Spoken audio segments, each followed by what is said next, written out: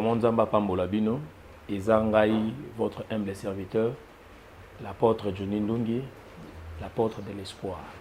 Bien-aimé dans le Seigneur, dans l'équipe qui a partagé na Bino, on sait où Molimo Mosantu a Tchekat Nanga, il y a pour partager na Bino. Na Lingina Sabino Moukie, Nzambe, avant de délivrer Israël, la Bible nous dit que Dieu l'avait envoyé Moïse pour que Israël ait à la délivrer. Et chaque fois, quand Dieu a besoin, il y a quelque chose, il a besoin de délivrer le peuple moko, Nzambati n'aura toujours sauveur moko, ayaka pour que ça a délivré le peuple Nzam. C'est pour cela au monde on a temps à Moïse et que Dieu l'avait envoyé Moïse pour que Nzambe a délivré Israël. Pendant le temps où Bazaki na boum na kati ya Égypte, Nzambe atindaki Moïse pour que aya ko délivrer Israël. Et na temps il y a David, Dieu l'avait envoyé. Saoul azaki roi, azaki na armée mobimba. Armée zalaki ba soldat bazaki ya makasi, mais Saoul azaki incapable. Le jour que les Philistins ba telema ki Goliath a telemi pour que a renversé Israël. La Bible me dit pendant 40 jours, matin soir, azako lobi la bango azako finga azako loba alobi o mutuni na ko robunda nanga abima awa. Bien-aimé, nakata Israël mutu abima kité. Mais pendant temps wana, Dieu a kiko bimisa mutu moko nakata désert, nakata zamba, mutu wana yebana kité, azaki inconnu et cet homme là c'était David. Et David tangaye a ici Goliath a pesi victoire na bana Israël. Na lingi na ebisao bien-aimé, Dieu m'a envoyé pour que na ebisayo que ta délivrance na yokoki. Dieu m'a envoyé pour que na partager na yo, na ebisayo, na talisayo ba réalité spirituelle. Makamuni neza ko passer na kati pa na yo. La Bible me dit ceci dans Ésaïe 61. Bible dit l'esprit du Seigneur est sur moi, l'Éternel m'a oint pour annoncer la bonne nouvelle, pour guérir les malades, délivrer les opprimés. Bien-aimé, Dieu m'a envoyé pour la délivrance. Aujourd'hui, c'est le jour de ta délivrance. Dieu, il est là. Dieu m'a envoyé pour te délivrer. Nzambe azana pour ça délivrer. Na lingi na biso que yo mutozo la nangai. Yo mutozi occasion ya kota la vidéo. Yo mutozi occasion ya mokili mobimba ozana poto, ozana Kinshasa, ozana Gabon, na Afrique du Sud, na Allemagne, na Australie, partout et siko bozali. Na lingi na ebisa yo que tant il y a délivrance, il y a des problèmes au Yozanango et Koki. Bien-aimé dans le Seigneur, il y a des phénomènes qui se passent dans la vie, dans comprendre des phénomènes mari et femme de nuit. Dans l'ingina ebisao que ba conséquence ya femme de et mari de nuit. Bien-aimé yo la kana butu, ozolo tando to 500 nzoto, o 500 nzoto na papa na yo, o 500 nzoto na grand frère na yo. Au 550 nzoto na yaya moko quartier au 550 nzoto na longia mutu moko yebaka yango te na lingi na epsa yo ezali déjà mari de nuit oza mwasi olotaka ndoto 500 mobali na batu bien-aimé ezali déjà oza na kata ba mari de nuit ozali déjà na kata ba femme de nuit biloko bien-aimé yo mutu zokuta na ba citation ndengo na lingi na epsa OK ko lala bongo te benga rapidement to prier pour na yo benga rapidement na prier pour na yo pour que Nzambe a délivré yo. Bien-aimé koti kaboete. Ba conséquence ya femme pe mari de nuit et ça la que moi si azwazemi na ba difficulté. To azwazemi te. Ba conséquence ya femme de nuit, to mari de nuit et ben na même pauvreté. Au mona mobali ya lingi yo za moi si mobali ya lingi yo.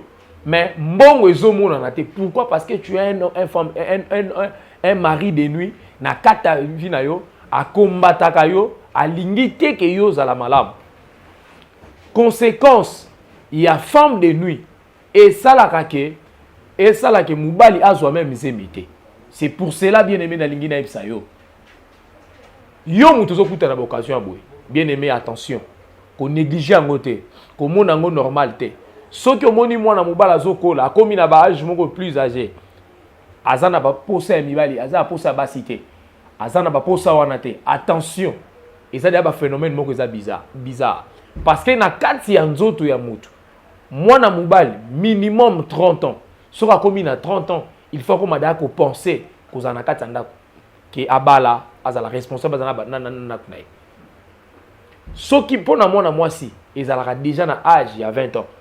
Moi si déjà pour qu'on m'a d'accord penser mais ce que moi si a commis déjà na 30 ans à Zobalate bien aimé ils ont un peu suspect comment na ngoka normalité Luka délivrance na yo bondela nzambe a changé station à vie na yo kotika la ndenge wana te un jour comme sous babengi ngai nazaki na kata permanence na bandai ko prier moi na moko abengi ngai singa bi papa ezaki vers ba minuit alobi pendant que nazo bengo to sola na yo na uti komona na moni lokola porte efungwami na moni mutu akoteli ngai abi nazo mona lokola ndoto lokola on dirait eza physique mais nazo comprendre te na moni mutu akoti ngai na tondo sala na bandi ko coucher na mutu après avoir na su ko coucher na surtout ki na moni maman mutu ngo azate mais na tiki na makolo nanga na moni ba superbe likolo nangai ebele sopa nelinga likolo na ebisi mama vous a visité na Marie de nuit bien aimé dans le Seigneur et na bandi ko ebisi makambo na ebisi ba réalité oyo aza ko bika na kati na ye na ebisi ba soko sana ba Marie de nuit boy et ko sala que même ba relation na yo ezala bien te bino basi un mon bolelaka o mubali bo alingi aboyinga na sala eloko te na sala ekuta za problème mon côté bien aimé dans le Seigneur ils a suspect na ebisi ozana ba Marie de nuit il faut que tu pries pour nayo to bandi ko bondela naye abana ko mona ba phénomène wana trop après avoir que ba forte prière naye ba situation ne katana lelo ndenge nazo ebisa yo aza marié aza na poto azo vivre avant d'azo vivre bien aimé dans le Seigneur Luka délivrance sa vie na yo Luka délivrance sa vie na yo l'air est sonné pour la délivrance sa vie na yo ko fonda boyete cherche la délivrance de ta vie et ça na batu so alota katata na ye akushaka na tata na ye et ça na batu so alota akushaka na mama na ye bien aimé dans le Seigneur ko négliger yango te batu misu balobaka no ezaka ka ndoto bien aimé ndoto ezali canal oyo nzamba zo sala pour que apesa yo message a transmettre au message tozaka na trois sources ya ndoto tozali na source ya ndoto ya nzambe tozali na source ya ndoto ya bomoto tozali na source ya ndoto ya satana source ya ndoto ya nzambe ezali ke nzambe ayeko tikelo message moko quelque ayeko tikelo message moko alinga biso par exemple makambo ko ya na venir makambo azo salila yo ekozala ya comment ba démon azo combattre yo akoyi koyebisa yo akoyi ya bomoto ezalaka opensaki eloko moko mingi na journée okansaki eloko moko trop okansaki mbongo mingi olali muki omoni mbongo to bando kansa mutu moko olali omoni wana eza mi bandoto ya bato et source musu ya ndoto ezaka ya nzambe te eza ndoto ya satana na kati ya bible soki na expliquer omukie na expliquer omukie ndoto ya satana eza lokola ndoto oyo Hérode azwaki Jésus ayepo akufela biso bible lobi ke Hérode alamuki na tongo aloti ndoto alobi amoni baye koyebisa ke balobi ke mutu wana aza innocent tikai et alamuki alobi ke non mutu oyo aza innocent botikai ok soki Yesu akufaki te biso ngazo a sauver te automatiquement ndoto wana uteki pa nzambe te ndoto Hérode uteki pa satana bien aimé dans le Seigneur source ya ndoto zebele na journal elo na kei na zaki na ngaba na kene ko solana papa moko et pendant zaki na moninga na prophète la foi na saluer pe sikazali nemi la foi to kei to va na kati ndako babandi ko pesa biso bandoto mwana loti ndoto alobi amoni papa moko ayena cercueil papa ngazo bongisa bomba kitsa bia amoni ayena ba cercueil et pendant yana ngwa bia mona ye ayena cercueil moko ya mukolo aziongo bakoko tsona chambre ya papa na babo ayebisi alobi cercueil na ye nango bobo milanga ngo awa na kei ko lukila bino cercueil ya mwana mukie na koyela bino yango pour que bino bo remettre nga cercueil ya mukolo tant papa na yebisinga na sei papa eza déjà esprit de mort Satan azo ciblé yo poko sa nini okufa nzambe oyo abengi biso awa en réalité to pour que to sauver to prier pour na papa wana to sali ba service ya makasi na tongo pour na papa wana et papa eti biso biki ya solo papa na monaki makambo mususu et na confirmer yango na makambo bolobi yango na lingi na biso bien aimé bandoto yo lotaka na butu ezaka hasard te eza bandoto eyaka au dans les vidités nzamba aza kolobela yo nzamba aza kolobisa pour que ota la citation ya vie na yo ndenge ezali yo mitunaka ba souffrance ne utaka wapi yo mitunaka pourquoi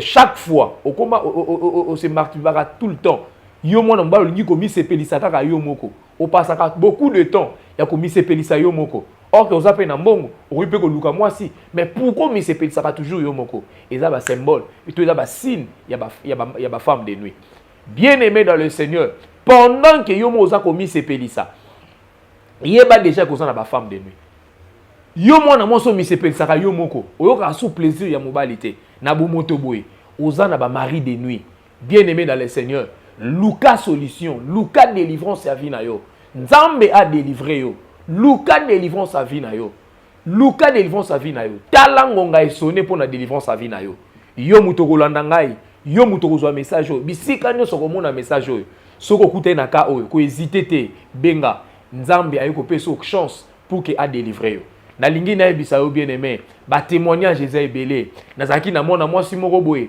abala mariage aza na Canada sikol abali batan ebele aza kobota te a passé batan ebele abota kate un jour aza ko comprendre les phénomènes na vie na été to kuta na ye abengi nga bandi ko expliquer ngai abi papa na bali libala lokwa banyoso babala libala kitoko mais nazo zoazemi te to bandi ko prier na ye pendant que to bandi ko prier na ye et Dieu a fongoli nga misu nzamba ebisinga ki azana ba femme azana ba mari de nuit azana mobali moko ya butu mobali wana za ko empêcher ye pour que abota te bien aimé dans le Seigneur to landeli ba prière azui service à prière après avoir eu prière ndenge na zo boye azana bana azokumisa nzambe bien aimé dans le Seigneur yo zo mona ka ba phénomène te nzamba ko nzamba ko sunga nzamba ko sunga tala nzamba sungi yo yo muto lobaka nzamba ko sunga tala nzamba sungi yo yo muto lobaka nzamba ko sunga tala occasion o nzamba yeko sungo yango ko sunga Bible lobi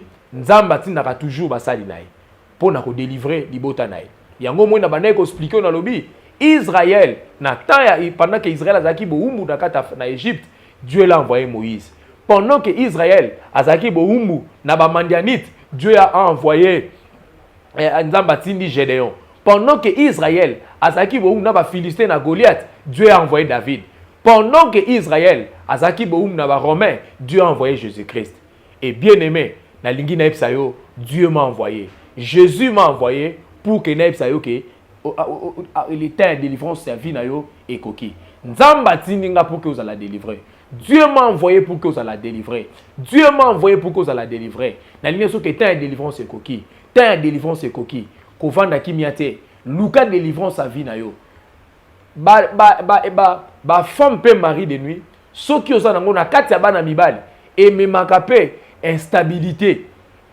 ya mariage so ko na ba femme de nuit et memaka pe instabilité en voyage ya mariage frère moko bengi ngai ayebisi nga lobi papa comment c'est possible nazo sala makam mais vie na ngai zo changer te nazo bunda so ina kutani ka opportunité ya mbongo na omona mama pa makambo esili na ebisi to bonda to bandi ko prier to bandi ko prier to bandi ko prier Dieu amza mafongoli misu azaki na femme de nuit azaki na mwasi moko bimane kala pendant tant que babimani na mwasi na ba umela bazaki na mwasi wa esali ke bata ebele banesu ko sola su bien te na mwasi ngo baboyani et umela sala ta ba 20 ans or que mwasi wana zaki na misala mabe tellement que asepela kite ke baboya na ye mwasi wana akoma ko yela ye sikoyo na butu bakoma ko bimana ye chaque relation oyo mwana mobala zo sala et ekendaka na esika moko te soki azwi mwasi babandi kotambola na mwasi babandi kozala na mwasi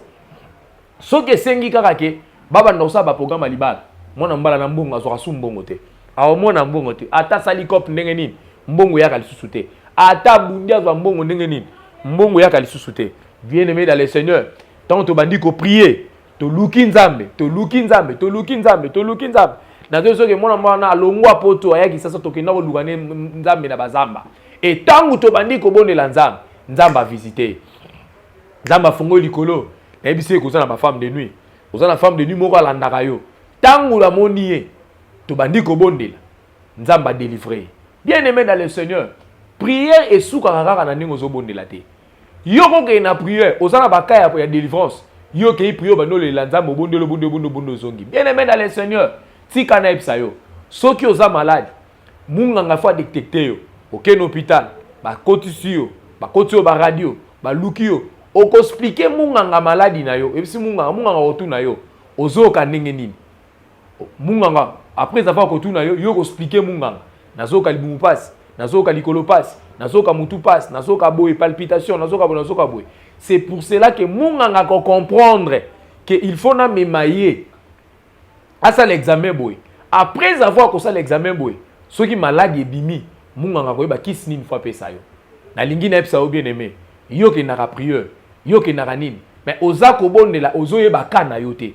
Il faut luka ode oyeba kana yo. Bien aimé dans le Seigneur, ceux qui oyebi kana yo, okobondela malam. Moi je me souviens na ba né 2000, na ba né 2000, 2003, 2004. Je cherchais la face de Dieu.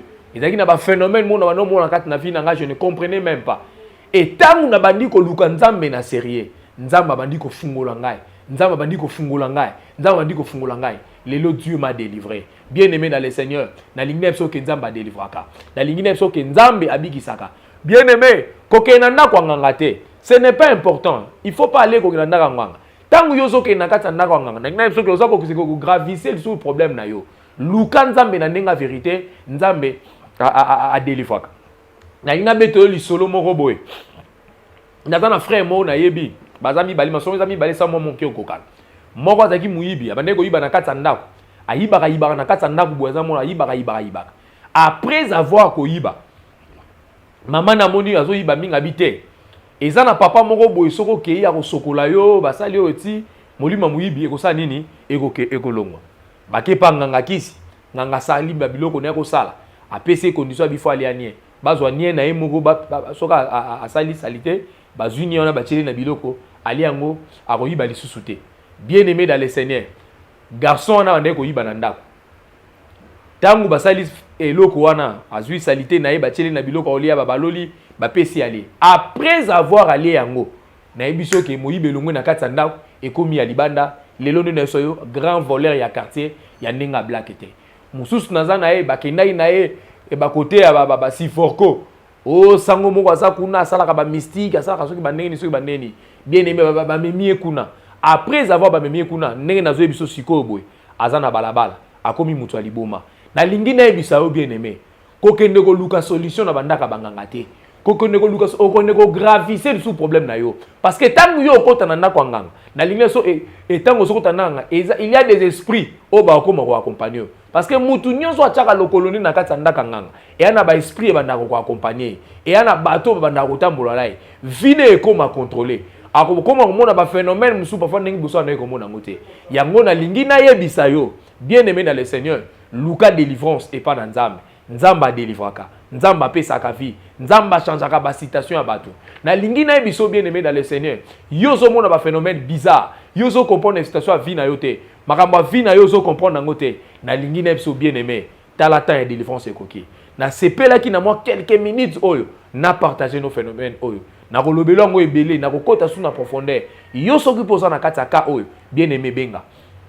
À cause ya ba femme de nuit ou ba mari de nuit na bana basi et compliquera bango même ba règle ba mari de nuit soko zana bango ba ko compliquer même ba règle okoma ba règle nuit bandoko ma compliquer nyonso wana eza ba réalité spirituelle bien aimé comment nango physique té na lingi na so maladie ya molimo to maladie spirituelle bien aimé okoki ko keni ba so ke no eza boza munganga asuka ka oza toujours limité mais nzambe oyo azaka jamais limité Bible lobi et si comme maile na bato suki et si ka nzambe bandi tala yo mutu zaki na ba problème yo mutu zaki limité yo mutu mona ko suki ozoe ba sute solution ya vie na yo kozwa ngo ndenge nini nzamba tindinga pour que na pesa solution ya vie na yo nga ba benga nga apôtre de l'espoir na ye ko pesa yo espoir na ye ko pesa message ya espoir ko yebisa que Dieu est capable Dieu il est capable ya ko sa nini ya ko pesa solution ya vie na yo bien aimé dans le Seigneur le temps est venu pour la délivrance na yo.